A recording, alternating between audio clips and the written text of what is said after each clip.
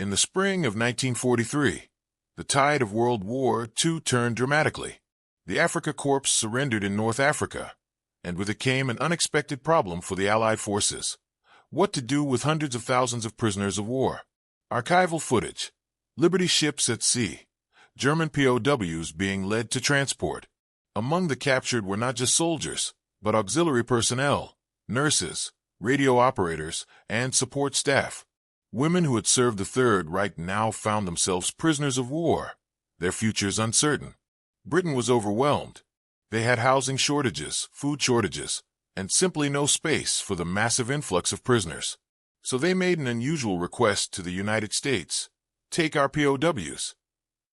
Archival footage. Crowded holding areas in North Africa. The women prisoners gathered in collection areas at Casablanca, Oran, and other North African ports. They read books donated by the Red Cross, wrote letters home, and waited. What they didn't know was that their destination would defy everything they'd been told about America. The Liberty ships, those workhorse vessels of the Allied fleet, became unlikely transport vessels. After delivering American troops to Europe, these ships would return with human cargo, as many as 30,000 prisoners per month. Dramatization. Interior of a Liberty ship. We counted the hours. Each one brought us closer to America, a country we had been taught to fear and despise. We expected camps like those in Russia. We expected hardship. We expected cruelty. The crossing was treacherous. Ironically, these German prisoners risked being sunk by their own U-boats prowling the Atlantic. But discipline aboard ship was strict, enforced by German officers and NCOs themselves, who were tougher on their own than the American guards. Archival footage. Atlantic crossing, rough seas. The German officers maintained iron discipline. A minor infraction meant confinement on bread and water. They were determined to maintain military bearing, even in captivity. Norfolk, Virginia. New York Harbor. These were the ports of entry where reality would shatter propaganda. Archival footage. POWs disembarking. We went through delousing. We expected that. But then they told us to board the train. Not boxcars. Coaches. Modern upholstered coaches. What happened next stunned the prisoners. Dramatization. Train scene. A colored porter came through with coffee and sandwiches. He offered them to us politely, as though we were human beings. Most of us had forgotten those anti-American feelings we'd been taught. How could we hate people who treated us with such dignity?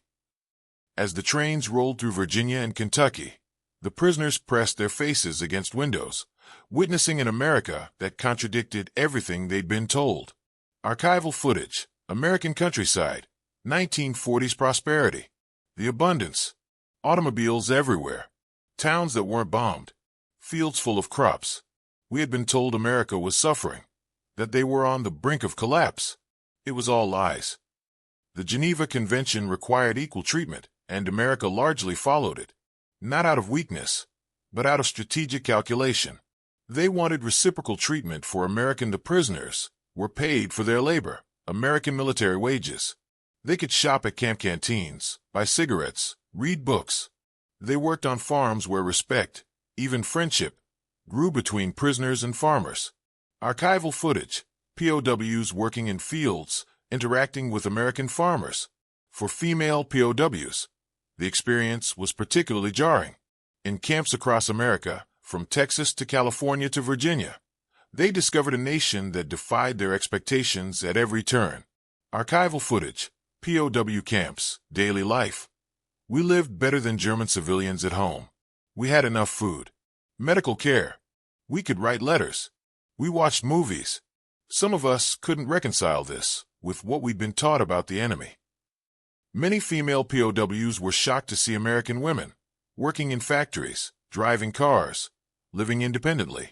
It challenged their understanding of both America and their own society. 7:30 in the morning, work began. They picked oranges, worked in canneries, helped in hospitals. At noon, those who met their quotas returned to camp. They were paid. They were treated humanely. By 1945, over 425,000 prisoners were held in America, 372,000 Germans among them. The female POWs faced an uncertain future as the war wound down. Archival footage, war's end celebrations. When we heard the war was over, we didn't know whether to feel relief or dread. Return to what? Germany was destroyed. Our family scattered, and we had discovered that the enemy was not what we'd been told. Many prisoners didn't want to leave. American farmers petitioned to keep them, but labor unions demanded their departure to make room for returning American soldiers. Archival footage, POWs preparing to leave, repatriation ships. Most German POWs didn't return home immediately. They were sent to Britain or France for several more years of labor. Those who had been in America would remember it as a strange interlude, a time when the enemy showed them more humanity than their own leaders ever had. The female German POWs who counted their hours on Liberty ships, expecting the worst, discovered something that would haunt them for the rest of their lives. That propaganda had deceived them, that the enemy could be compassionate, and that war's greatest casualties are often truth and understanding. Archival footage. Empty Liberty ship at dock, sunset. They came as prisoners. They left as witnesses to a more complicated truth, one that couldn't be contained in the propaganda of any nation.